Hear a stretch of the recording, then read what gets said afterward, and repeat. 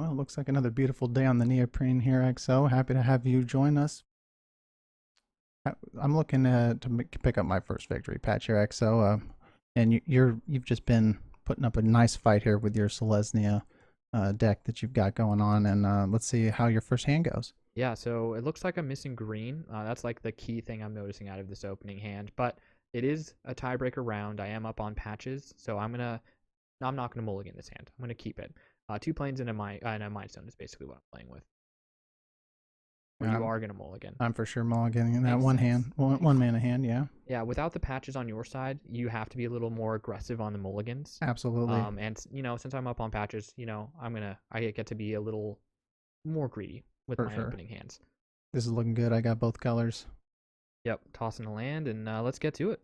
Let's Start get this to it. game. So I'm gonna start with a plains and pass. Yeah, and this third match is really putting the pressure on me. I cannot let you get away with a third. That would really make the trials Yeah, difficult to win. yeah. I mean, being down 3 victory patches in the first 3 matches is not a place that you want to be. For me, it looks like turn 2. I'm gonna try to cast that. Probably cast that Mind Stone. That's probably what I'm doing here. Yeah. Oh no, clear. Yeah, that's an interesting choice. On the Veiled Sentry, but that's not really what you're gonna want to do. Right. There's an interesting rules interaction here. You kind of want to go over what's going on Yeah. here. So I mean, when you put that spell on the stack, Veiled Sentry is actually gonna see it and turn into a 2/2 before clear resolves. So you wouldn't actually play it that way, and but luckily you're gonna be able to just cycle that. Yep, yep. Because clear says destroy target enchantment, and the sheer act of casting clear will turn Veiled Sentry into a creature. By the time clear is resolving, it doesn't have any valid targets because there are no enchantments on the battlefield anymore. Veiled Sentry is a creature. So it doesn't work the way I thought it was going to work. Interesting rules interaction though. Love to find that kind of stuff out, playing these ancient cards. And instead, I'm just going to play the Mind Stone. That was my original plan, anyways. So Yeah, and I'm just really all about those little nuance interactions, and specifically build the cube to make as many of them as possible. And there's the cycle as predicted. yep, basically what I'm doing here is I'm digging, right? Like I still haven't found that green source. That's my biggest concern right now is where's my green. So, I'm not playing mono white over there. I actually am playing Selesnya, so I need to find my colors if I'm gonna have any hope of winning this game. Yeah. Oh, and there's just a pricey black vice. So I have a lot of rack and vice style artifacts in this deck here. But right now, Veiled Sentry is just getting in for the damage on the ground. Yeah, very aggressive start from you, and a 1 mana 2/2 is pretty good in ancient. Yeah, it's not bad. Up a personal incarnation there. Yep, but still no land, so I missed my land drop and I missed green still. But Oof. am able to recover a little bit with the Mind Stone, thankfully. And Herald of Sarah is pretty good. It's gonna help stabilize me here, I think. Yeah, she's great. So, how do you feel about like looking up like the Oracle cards, Oracle text on Oh, these older cards, like when we're in the middle of a game? it is just such a blessing to have. I mean, you didn't have anything like that back in the day when you have those weird interactions like how we just saw with the Sentry and the Clear there. Mm-hmm. All we got to do is just pull out our smartphones and just pick up Gatherer. Yeah, And how did that kind of stuff work when you were playing in like the early '90s and stuff? Like how were those kind of disputes resolved? I mean, we did have computer. But I mean, Not in your you'd have to pocket. dial it up. I Yeah. mean, it was dial up. Yep. I love the old wording on the cards too. Like you were talking about Ubaletti the other day, and just how it has the word hence in it, Mm-hmm. and it's like you would never see that on Magic cards printed nowadays. Like it's much more of like a technical language the way Magic cards are written. Oh, there's my green, by the way. I finally got it. But I just love reading these old cards and trying to figure out how they work. And yeah, the phones are really nice to just look up in the middle of a game and quickly understand what's going on. Yeah, I think they sacrificed too much of that sweet sweet magic feeling though for some technical clearness or clarity or things that they just want to see happen technically. I would really rather keep the game a little slower, a little more geared down, not so OP all the time, Oh yeah, and I always mean, pushing. I mean, they just push these cards, and I know people complain about that all the time. yeah, I think the power level certainly could change, but the language and the way cards are written now, as opposed to the way cards were written in the past, I think that's a good change for the game. Like it really is putting some structure around it, and the words on the cards they mean very specific things. Where you know having to Convolute. yeah, explain things like with the word hence, isn't Hmm. isn't very friendly. I think it's cool to see though. Well, I like it. I like things that are somewhat exclusive in the nerdy space. I mean, Yeah, I think it's just kind of it goes there, yeah, like peas and carrots. yeah. There's another interesting rules interaction Right. here. Yeah. We sure do love that thieving magpie. I played it yet again, and that reads when you do 1 damage to a player, then you draw a card. But if you redirect that damage with that Keldoran Royal Guard, is it going to trigger? Yes, and I think the answer to that question is yes. I didn't fully look up the rules here, but so don't quote me, But I believe since the damage is dealt to the player and then redirected to the Royal Guard, you do get to draw the card, even though I'm not taking the damage. The Royal Guard is. So Hmm. that's my understanding of the rule. Damage is prevented after it hits, or redirected after it hits. Right, but it Okay. still hits me technically, which I think Right. is what all the thieving magpie is checking for. Sure. Yeah. I mean, Sarah or Harold's gonna swing in there unabated. A Yep. planar collapse. So we do have more than 4 creatures on the board, so that will actually pop on your next upkeep. Yeah, basically, I'm realizing I'm behind. Like, I think I stabilized pretty well for missing land drops and missing colors in the early game.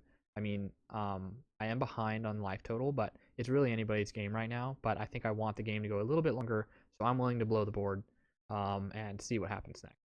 Mm-hmm. So I'll block the Thieving Magpie, and I don't think Air Elemental has 5 power. 4. 4, yeah. So I can just not take damage with the Royal Guard and Air Yeah. Elemental. It's a beautiful answer. Yeah. So oh, we are losing the. I think it's 5. You absorbed 6 there from the 4 in the air and the 2 on the ground. But I mean, Ah, you would be able to take just the air elemental. I see. So I took no damage because of the Royal Guard. That's pretty nice. Now I'm ahead. Yeah, So and trying you to you pull away. specifically didn't want planar collapse. I mean, which surprised me. I thought that you did. Yeah, and maybe that was the right play. I'm not sure. Copy Artifact. That's always a beautiful one to have. I think you certainly play Copy Artifact a lot. I I, don't. I think you just draft I it very drafted a lot. highly. I draft. I mean, yeah, I never even get to see it. I'm a total sucker for artifacts. I mean, I could copy Iron Maiden here. Gonna go with the Mind Stone. Yeah, not a bad way to draw a card. Pretty interesting. Just shows the flexibility of Copy Artifact. But boom, there's Vice. So if I would have just copied it, that would have been 3 Vices up Yeah, that's brutal. It's like you're playing 8 rack over there, but in blue and in cube. in 40 card draft. Yeah. Yeah, pretty cool. Love to see it. Just keeping that pressure going with Elemental and Veiled Century. Very aggressive. Yeah. Leave it to me to play this kind of deck aggressive. I mean, you would probably be playing it a little bit more counter and a little bit more intricate.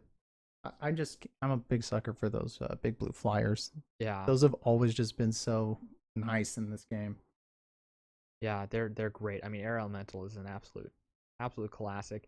I did crack the Mind Stone before blocks here just to see what my options were, and I'm deciding to block the Air Elemental just because my life total is getting pretty low, and got to start working with it. But I did draw a Mazavith off of my Mind Stone. That's gonna help me out here. Keep one of those big flyers off me for a little while. Maze, what a powerhouse from the dark. Yep.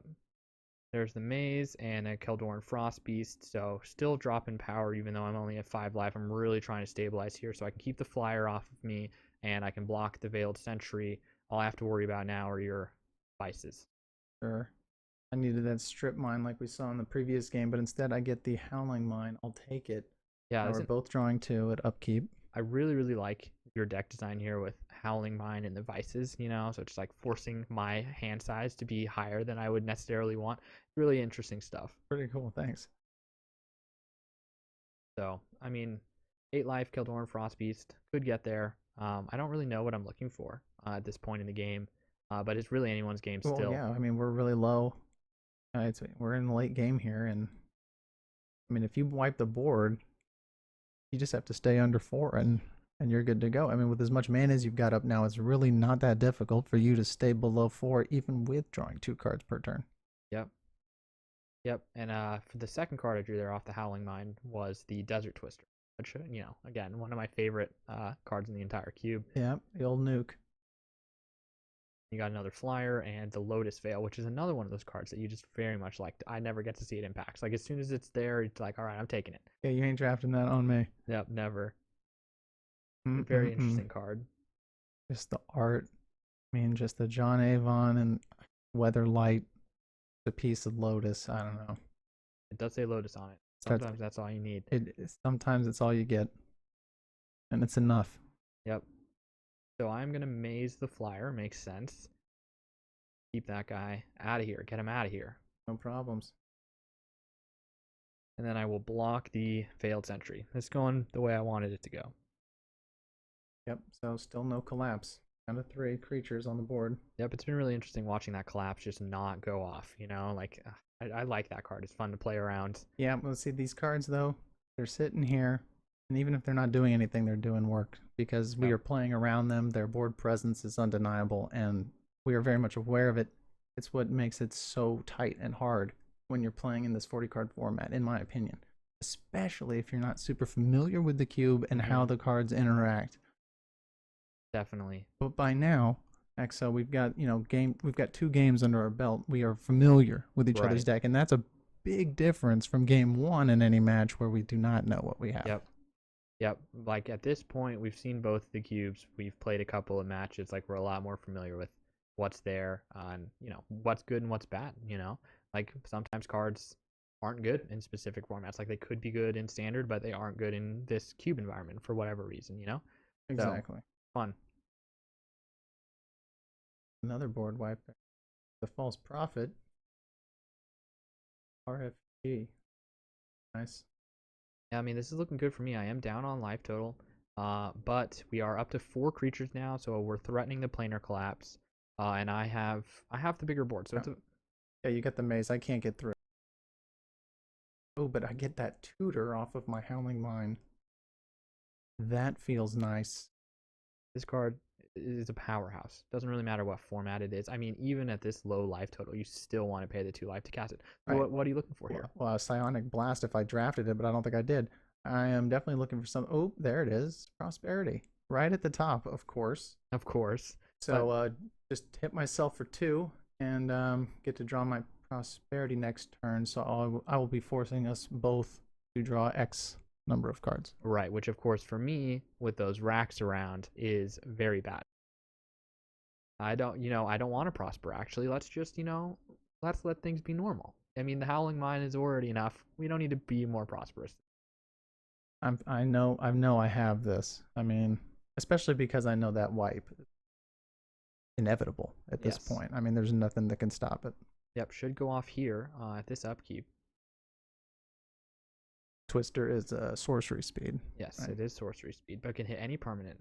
So I could could take these vices out, could take the Howling Mine out. It's a 6 mana sorcery, answer anything. Pretty cool. Yeah. But you got to feel good. I mean, you've got that grip of land, the maze. Yep. You're going to be able to stay under 4 as far as you know. Yep, and there's the 6/6. Like, there's a big bomb. Like, I feel like I could win this game. If I tutored that Prosperity, I didn't have to reveal it, correct? Correct. Yeah, because you can go find any card. It's unrestricted, so you don't have to reveal it. I mean, of course, at this point, you already know the game is over, but I do not. So I'm going to keep trying with the personal incarnation. Sure, and I'm just going to go ahead and flex play this Ancient Tomb to get X up a little extra. Sure. And take the extra life. I love it. Let's just tap for 2. Everything. Prosperity. And there it is. Prosperity for 9. That is not a normal way to end a game. That is definitely not normal. Really wish I would have copied Artifact Device, though. That would have... Oof. Absolutely brutal here. So you can just go ahead, draw 9. And with your 4 in hand from previous turn, you're going to go ahead and take 18 at upkeep. I think that'll do it. That'll do it. Untap, upkeep, get viced. Ooh. Reveal this handful of cards and scoop them up. Good game, man. Wow, thank you. Congratulations. Well, we've got a game here, folks. 2 matches to 1. Yep. All right, see you next time. We'll see you next time.